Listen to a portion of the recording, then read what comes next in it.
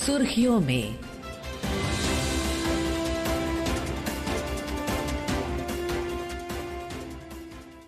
ये आकाशवाणी है। प्रस्तुत है कार्यक्रम सुर्खियों में।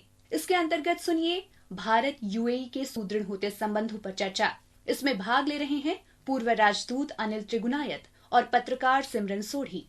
आज हम बातचीत कर रहे हैं भारत और यूनाइटेड अरब अमीरात के रिश्ते को लेकर। हाल ही में हमने देखा कि दुबई के क्राउन प्रिंस भारत की यात्रा पर आए और बहुत सी डिस्कशन हुई, एग्रीमेंट साइन हुए और ऐसा लगता है कि भारत और यूएई का रिश्ता जो मजबूत है वो चलते हुए और भी मजबूत हो रहा है। एम्बेसडर त्रिगुनायत, जब आप इस रिश्ते को देखते हैं और इस विजिट को देखते हैं तो इससे और कितनी मजबूती मिलेगी भारत और यूएई के रिश्ते को, जो ऑलरेडी एक बहुत ही स्ट्रॉन्ग रिलेशनशिप है बायलैटरली?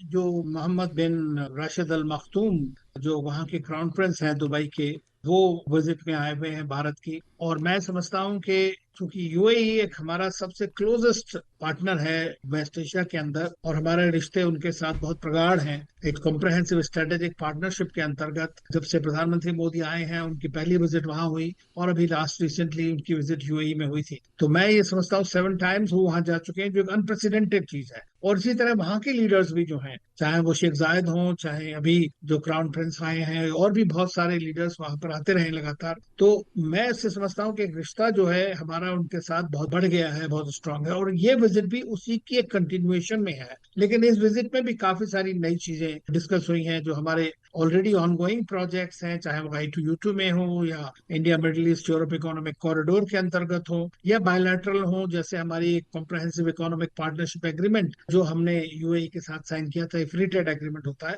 तो उसके अंदर में हमारा ऑलरेडी बहुत बड़ा फायदा भारत का और यूएई दोनों के लिए हुआ है। तो मैं ये समझता हूँ कि चूंकि इनकी मीटिंग जो है प्रधानमंत्री के साथ हुई, उनकी मीटिंग जो है रक्षा मंत्री के साथ हुई, विदेश मंत्री के साथ हुई और वाणिज्य मंत्री के साथ हुई, तो आप इससे अंदाजा लगा सकते हैं कि इन चारों के साथ में उनकी मीटिंग्स में कितने इंपॉर्टेंट बातें डिस्कस हुई होंगी। भारत आज एक बड़ा मेजर डिफेंस एक्सपोर्टर बनने की कोशिश कर रहा है, आत्मनिर्भरता की तरफ चल रहा है, उसमें यूएई का इन्वेस्टमेंट भी काफी फायदेमंद देगा। इसी तरह भारत ने अपनी पिनाका मिसाइल या दूसरी और चीजें उनको ऑफर की हैं, अगर उनको आवश्यकता है तो वो उसका इस्तेमाल करेंगे। और ये तभी होता है जब आपका बीच में एक तरह का ट्रस्ट एस्टेब्लिश हो जाता है। तो भारत और यूएई के बीच में बहुत बड़ा ट्रस्ट का वो है। दूसरी चीज हमने देखा है कि इस बार ये डिसाइड हुआ है, क्योंकि अब 4 मिलियन से ऊपर लोग हमारे वहां पर रहते हैं, उनके बच्चे हैं, उनकी एजुकेशन के लिए, तो बीच में आईआईटी बनाया गया और भी बहुत सारे इंस्टीट्यूशंस हैं, प्राइवेट सेक्टर वाले हैं, उनके कैंपसेस हैं, वहां पर स्कूल्स हैं सारे इंडियन। आईआईएम अहमदाबाद अपना एक ओवरसीज कैंपस खोलेगा, Indian institute of foreign trade अपना एक कैंपस खोलेगा वहां पर, जो दुबई एक्सपो है उस फील्ड में बहुत बड़ा वहां पर है। इसी तरह सबसे इम्पोर्टेंट चीज मेरे ख्याल से ये है कि जो पुश दिया जा रहा है कि एक भारत मार्ट बनाई जाएगी वहां पर, जिसका मतलब है कि बहुत बड़ा एरिया के अंदर में भारत को आप शोकेस कर सकते हैं अपने सारे प्रोडक्ट्स को। तो वो एक बहुत बड़ी इंपॉर्टेंट चीज है। और ऐसे जो हमारे बड़े सारे लोग वहाँ काम करते हैं, उनको मेडिकल की फैसिलिटीज वगैरह के लिए भी एक मेडिकल हॉस्पिटल की बात करिए, फ्रेंडशिप हॉस्पिटल, उसके लिए जमीन वो दे रहे हैं। तो मैं समझता हूँ कि ये बहुत इंपॉर्टेंट चीजें हैं। इसी तरह से शिप बिल्डिंग में जो दुबई का बड़ा नाम है, उनकी डीपी वर्ल्ड और ये सब बड़ी कंपनीज हैं, तो अब वो भारत के अंदर में जो है शिप रिपेयर के क्लस्टर्स बनाएंगे कई जगह। तो मैं समझता हूँ ये एक ऐसा मुल्क है जिसमें देखिए पहली बार है कि भारत में जो स्ट्रेटेजिक ऑयल रिजर्व्स हैं उसमें यूएई का इन्वेस्टमेंट काफी बढ़ रहा है। दूसरी चीज, पहला एक गल्फ कंट्री है जिसने आपको एक ऑयल ब्लॉक में पार्टिसिपेट करने को दिया। उससे पहले और किसी के साथ खरीद फरोख्त करते हैं, लेकिन ये एक मेन चीज है। दूसरा, $75 बिलियन का उनका एक टारगेट भारत में इन्वेस्टमेंट करने का, फूड सिक्योरिटी, एनर्जी सिक्योरिटी, इन सारी चीजों के लिए, और साइबर सिक्योरिटी, डिफेंस, इन सारी बातों में हमारे रिश्ते जो है यूएई के साथ बहुत आगे बढ़ रहे हैं। एम्बेसडर त्रिगुनायत, जैसा आपने काफी विस्तार में बताया हमारे सुनने वालों के लिए कि भारत और यूएई के रिश्तों में आज जो फैसेट्स हैं, जो पॉइंट्स हैं, वो बहुत महत्वपूर्ण है। हमने ये भी देखा है कि भारत और यूएई में, जैसा आपने भी मेंशन किया, कि डिफेंस में लगता है एकदम एक इम्पोर्टेंस आ रही है, चाह रहे हैं कि डिफेंस कोऑपरेशन, डिफेंस को प्रोडक्शन में भी आगे इकट्ठे बढ़ा जाए। और ये चीजें, जैसा कि आपने भी कहा, तभी पॉसिबल होती हैं जब पॉलिटिकली एक ट्रस्ट हो। और हमने ये देखा है कि भारत के प्रधानमंत्री नरेंद्र मोदी और यूएई के जो लीडर है मोहम्मद बिन जायद, उनमें एक पर्सनल केमिस्ट्री है, एक रिश्ता है आज, जिसके करके शायद ये रिश्ता मजबूती से आगे जा रहा है। तो ये जो एक लीडरशिप का जो एक फैक्टर है, और हम कह रहे हैं कि डिफेंस में जो बढ़ावा होगा, वो कितनी और स्ट्रेंथ देगा इस रिश्ते को? देखिए, जब किसी भी देश के साथ हम डिफेंस और सिक्योरिटी कोऑपरेशन करते हैं तब रिलेशनशिप वाकई में स्ट्रेटेजिक होती है।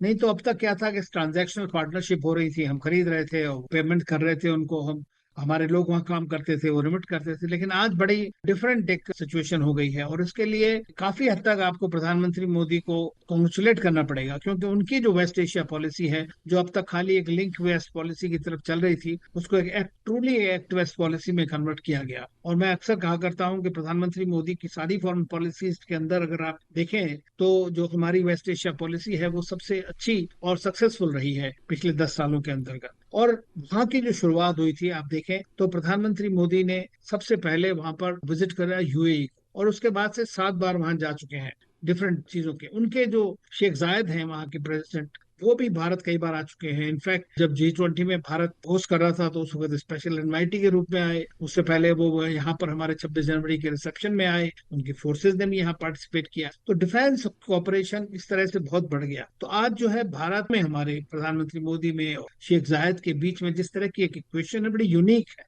और ये मैं समझता हूँ कि अरब देशों के साथ में ये खास तौर से बड़ा मायने रखती है, क्योंकि वो हमारी तरह ही सोचते हैं, उसी तरह का उनका एक कल्चरल बैकग्राउंड है, सिविलाइजेशनल कनेक्ट है। और जब वो इस तरह की बात करते हैं तो ट्रस्ट बढ़ता है। दूसरी चीज ये है कि सारे देश ये भी देख रहे हैं कि भारत किस तरह से तेजी से आगे बढ़ रहा है इस वक्त, तो उसमें वो किस तरह से लाभान्वित हो सकते हैं, तो उनको भी अपना इंटरेस्ट है इस बारे में। तो इसीलिए वो यहाँ पर इन्वेस्टमेंट्स के लिए देख रहे हैं काफी हद तक। तो यूएई की एक बड़ी इंपॉर्टेंट लोकेशन है, इसीलिए वो हमारा तीसरे नंबर का बड़ा पार्टनर भी है और बैलेंस रिलेशनशिप है हमारी उनके साथ में। तो इवन आईमैक कॉरिडोर में भी हमारा साथ साथ काम चलता जा रहा है। हालांकि दूसरी जगह हमें प्रॉब्लम है इसराइल हमास वॉर के चलते, लेकिन जो फर्स्ट नोड्स हैं जैसे इंडिया से और यूएई तक के, उसके बीच में पूरी तरह से प्रोग्रेस चल रही है। प्रसार भारती के स्पेशल कॉरेस्पॉन्डेंट विनोद कुमार की अब हम रिपोर्ट सुनते हैं दुबई से। दुबई के क्राउन प्रिंस और यूएई के उप प्रधानमंत्री और रक्षा मंत्री शेख हमदान बिन मोहम्मद अल मक्तूम ने भारत और संयुक्त अरब अमीरात के बीच द्विपक्षीय संबंधों के विस्तार में एक महत्वपूर्ण मील का पत्थर चिन्हित करते हुए भारत की अपनी पहली आधिकारिक यात्रा का समापन किया।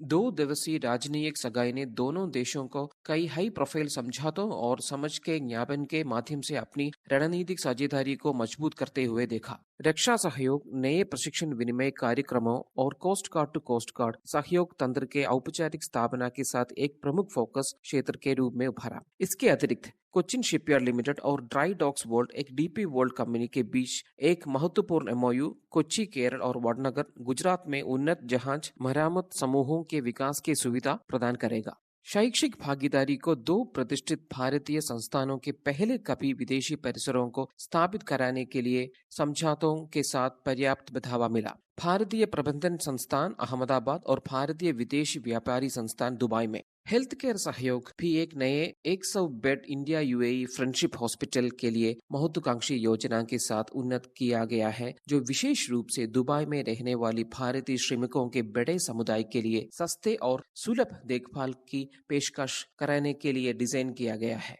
एम्बेसडर त्रिगुनियात, आपने अभी एंड में बात की India middle east Europe economic corridor की, तो इस पर अगर आप थोड़ा सा हमारे सुनने वालों को विस्तार में बताएं कि ये कितना एक इम्पोर्टेंट प्रोजेक्ट है जो भारत को जोड़ रहा है दुनिया के साथ, और जो थोड़ी सी एक हम कहते हैं डिफिकल्टी भी हो रही है क्योंकि मिडिल ईस्ट का जो टेंशंस है पॉलिटिकली इसराइल और हमास को लेकर, उसके बावजूद भी जो एक प्रोग्रेस है वो कैसे आगे बढ़ रहा है और ये कितना इम्पोर्टेंट है भारत के लिए, यूएई के लिए और जनरली जो हमारी वर्ल्ड इकोनॉमी है जो आज लिंक्ड है उसके लिए कितना इम्पोर्टेंट है। देखिए, आपको याद होगा कि जब भारत G20 की चेयर कर रहे थे यहाँ पर, तो सितंबर में 9 तारीख को यहाँ पर ये अनाउंस हुआ कि एक India middle east Europe economic corridor होगा। उसमें 9 देशों के नेताओं ने, जिसमें अमेरिकन भी थे, प्रेसिडेंट बाइडेन उस वक्त थे, मेलोनी थी, और यूरोप के कंट्रीज और इंडिया मिडिल ईस्ट सब ने मिलकर के ये कॉरिडोर का एक अनावरण किया था कि भाई एक कॉरिडोर बनेगा इसको प्रोजेक्ट को। लेकिन ये कैसे जाएगा, क्योंकि ये मल्टी मॉडल ट्रांसपोर्टेशन सिस्टम है। लेकिन खाली एक रोड ट्रांसपोर्टेशन कॉरिडोर नहीं है ये कॉरिडोर, इसमें एनर्जी जाएगी, डेटा जाएगा और एक तरह का कॉन्फिडेंस बिल्डिंग मेजर होगा, डेवलपमेंट होगा सारी जगह। तो किस तरह से फास्टर वे में, चीपर वे में ये यूरोप तक पहुंच सकता है। तो उसमें से आप ये देखेंगे कि जितने भी कंट्रीज इसके अंदर पार्टनर हैं वो सारे हमारे स्ट्रेटेजिक पार्टनर भी हैं, और इसलिए इसका बनना बड़ा आसान लग रहा था। लेकिन चूंकि वेस्ट एशिया एक ऐसा मुल्क है जहां पर अक्सर लड़ाइयां और ज्यादातर होती हैं, तो इस वक्त इजराइल और हमास का वार उसके थोड़े दिनों के बाद ही अक्टूबर 7 को हो गया, एक महीने के अंतर्गत, तो तब से आज तक चला जा रहा है। तो उसके चलते जो है वहां पर उस लेग में कोई ज्यादा इतनी बड़ी प्रोग्रेस नहीं हुई है। हालांकि काफी कुछ जो ऑनलाइन मैं कहूंगा इंफ्रास्ट्रक्चर है वो अवेलेबल भी है, लेकिन उसको सबको हार्मोनाइज करना है, तो वो सारी चीजों में भी टाइम लगा। बट भारत और यूएई ने क्या किया कि इस बीच को ये सोच करके कि वहां लड़ाई हो रही है हम नहीं करेंगे, हमने ऑलरेडी अपनी तरफ से सारा काम करना शुरू कर दिया है। तो भारत और यूएई और सऊदी अरेबिया, तीन जो मेजर देश हैं, उनके बीच ऑलरेडी काफी बातचीत चल रही है और हार्मोनाइजेशन ऑफ स्टैंडर्ड्स किस तरह आगे बढ़ेंगे। और जो हमारा एरिया है वो उसमें हमारा ऑलरेडी इन्वेस्टमेंट शुरू हो गया है, इसी तरह उसका इंफ्रास्ट्रक्चर डेवलपमेंट शुरू हो गया है, इसी तरह यूएई अपनी तरफ से कर रहा है, काफी कंट्रीज ने अपने शेरपास लगा दिए हैं उसको। तो मैं समझता हूँ कि ये जितना भी काम हो सकता है लड़ाई होने के बावजूद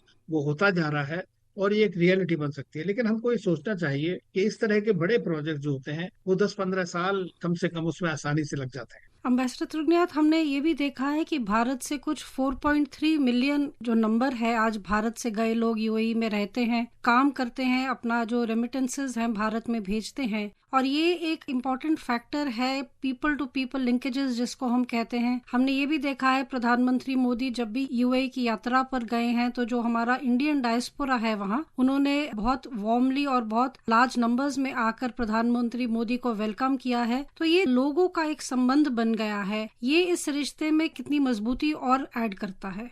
देखिए, मेरा मानना ये है कि ये जो रिश्ता है ये बहुत ज्यादा बढ़ता है जब पी टू पी कनेक्ट होता है, पीपल टू पीपल कनेक्ट होता है। और हमारे और जो यूएई कहिए या पूरे अरब वर्ल्ड के अंदर में हमारे हिस्टोरिक सिविलाइजेशनल कनेक्ट है। हजारों साल से ट्रेडिंग हो रही है। भारत एक मैरीटाइम नेशन था, तब से वहाँ लोग जाते हैं, लोग सेटल भी हुए हैं, ओमान, सऊदी अरेबिया, यूएई। तो इस तरह से ये तो रहा ही है। लेकिन आपने सही कहा कि इस वक्त अगर पूरे मिडिल ईस्ट में सबसे ज्यादा पॉपुलेशन जो है भारतीयों की वो यूएई में है, क्योंकि यूएई बड़ा वेलकमिंग है भारत के सारे लोगों को। ज्यादा से ज्यादा 3.3 था 2-3 साल पहले, आज आप कह रहे हैं 4.3 मिलियन लोग हैं। अब आप सोचिए 4.3 मिलियन लोग आपको रिमिट कर रहे हैं। रफली पूरे गल्फ से रफली हमारा $60 बिलियन आता है साल में, जो हमारी 1/10 ऑफ आवर फॉरेन एक्सचेंज है। तो इससे अंदाजा लगा सकती हैं आप। दूसरा चीज ये है कि जब प्रधानमंत्री मोदी ने सारी दुनिया में जो है जितने भी डायस्पोरा के लोग रहते हैं उनसे मिलते हैं वो, तो उनको भी बड़ा कॉन्फिडेंस आता है। उनकी आवश्यकताओं को हमारी एम्बेसीज, हमारे एम्बेसडर्स पर्सनली देखते हैं। प्रधानमंत्री मोदी जब जाते हैं तो वो मिलते हैं लोगों से, उनकी बातों को सुनते हैं। और फॉर एग्जाम्पल दुबई में, अबू धाबी में हमें टेम्पल के लिए जमीन चाहिए थी, तो वो टेम्पल की जमीन के लिए प्रधानमंत्री मोदी ने बातचीत करी और एकदम से जमीन दे दी गई और आज वो इतना भव्य टेम्पल वहाँ बैप्स का बन गया है। तो ये सारी चीजें बड़ी काम आती है। अभी इसी विजिट में जैसा मैंने बताया, इंडिया दुबई फ्रेंडशिप हॉस्पिटल की बात चल रही है। अगर वो बन जाता है तो वो भी हमारे भारतीय जो लोग वहाँ पर हैं, जो गरीब तबके के लोग हैं, उनको काफी फायदा पहुंचा सकते हैं। एम्बेसडर तृगनाथ, आखिर में थोड़ा ब्रीफली अगर आप हमको 3 फोकस एरियाज पर नजर डालें कि इन 3 फोकस एरियाज पर अगर भारत और यूएई मिलके काम करें तो ये रिश्ता जो है वो और मजबूती पर पहुंचेगा। देखिए, number 1 energy security, number 2 food security and number 3 defence and overall security. ये 3 बड़े इंपॉर्टेंट मुद्दे हैं और इन तीनों में हमें और आगे काम करना है। तो इन्हीं कमेंट्स के साथ आज की हम डिस्कशन खत्म करते हैं। हमने सुना एम्बेसडर अनिल तृगनाथ को और आकाशवाणी के स्पेशल कॉरेस्पॉन्डेंट को दुबई से, जिन्होंने हमको बातें बताई भारत और यूएई के रिश्ते को लेकर। हमने बहुत सी बातों पर डिस्कशन किया, चाहे वो आईमेक हो, India middle east Europe economic corridor, cepa comprehensive economic partnership agreement, और भारत से गए यूएई में 4 मिलियन से ज्यादा लोग जो वहाँ रह रहे हैं, उनका भी जो एक योगदान है इस रिश्ते को लेकर। और सबसे महत्वपूर्ण बात जो हमने की है वो है भारत के प्रधानमंत्री नरेंद्र मोदी और यूएई के लीडर मोहम्मद बिन जायद की जो अपनी एक पर्सनल केमिस्ट्री है। इन सभी फैक्टर्स ने कैसे इस रिश्ते को आज एक आइडियल रिलेशनशिप बनाया है। एम्बेसडर तृगनाथ, आपका शुक्रिया। अभी आप सुन रहे थे भारत यूएई के सुदृढ़ होते संबंधों पर चर्चा। इसमें भाग ले रहे थे पूर्व राजदूत अनिल तृगनायत और पत्रकार सिमरन सोढ़ी। ये कार्यक्रम आकाशवाणी की समाचार सेवा प्रभाग द्वारा प्रस्तुत किया गया। इसे आप हमारे mobile app news on AIR और YouTube channel news on AIR official पर भी सुन सकते हैं। इस कार्यक्रम के संबंध में अपनी प्रतिक्रिया आप हमें ईमेल या व्हाट्सएप के माध्यम से भेज सकते हैं। ईमेल का पता है airnsdtalks@gmail.com और व्हाट्सएप नंबर है 9289094044।